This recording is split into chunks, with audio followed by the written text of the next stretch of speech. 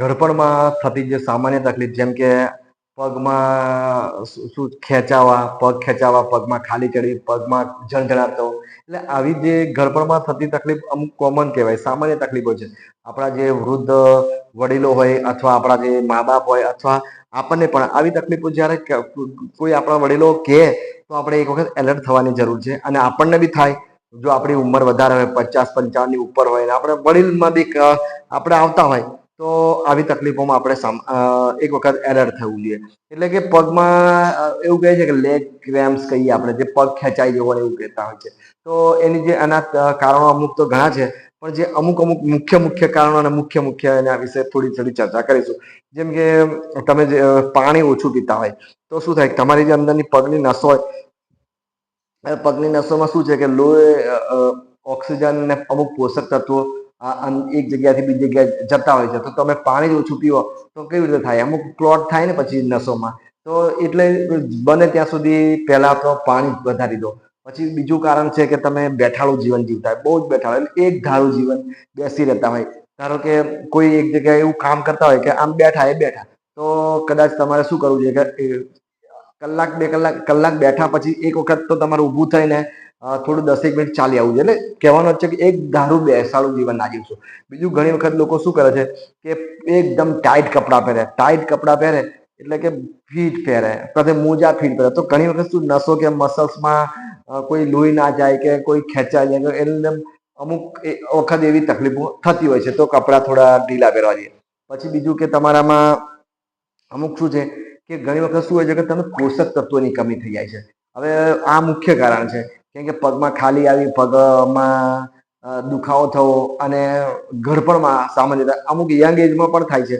અને પગમાં ખાલી ચડવી એટલે કે ખેંચાઈ જાય છે. ઘણી વખત તો રાત્રે દર્દી ઊભો થઈને રડે છે અને એકદમ દુખે. એટલે આમાં શું છે કે પોષક તત્વોની કમી કહેવાય. પોષક તત્વો એટલે કે કયા પોષક તત્વો, કે કેલ્શિયમ છે, મેગ્નેશિયમ છે, હવે પોટેશિયમ છે, આ બધા અમુક હોય છે એમાં.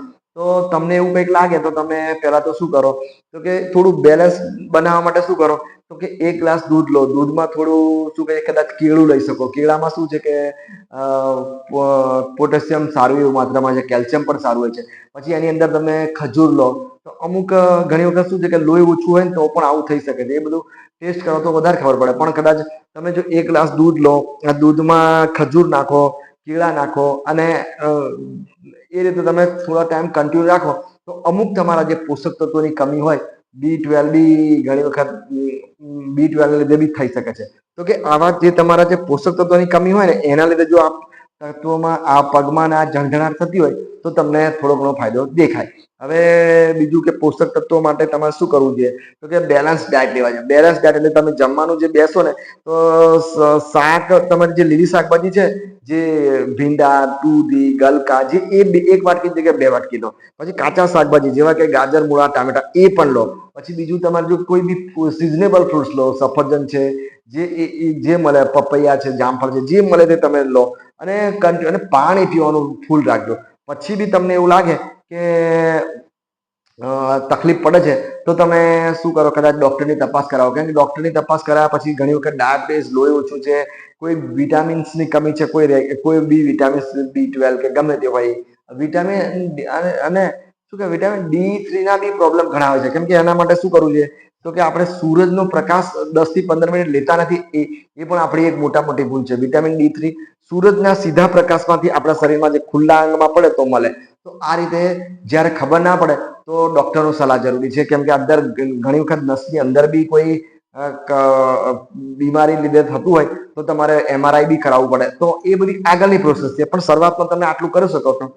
ચાલો ત્યારે બીજા વિડીયોમાં ફરી મળીશું.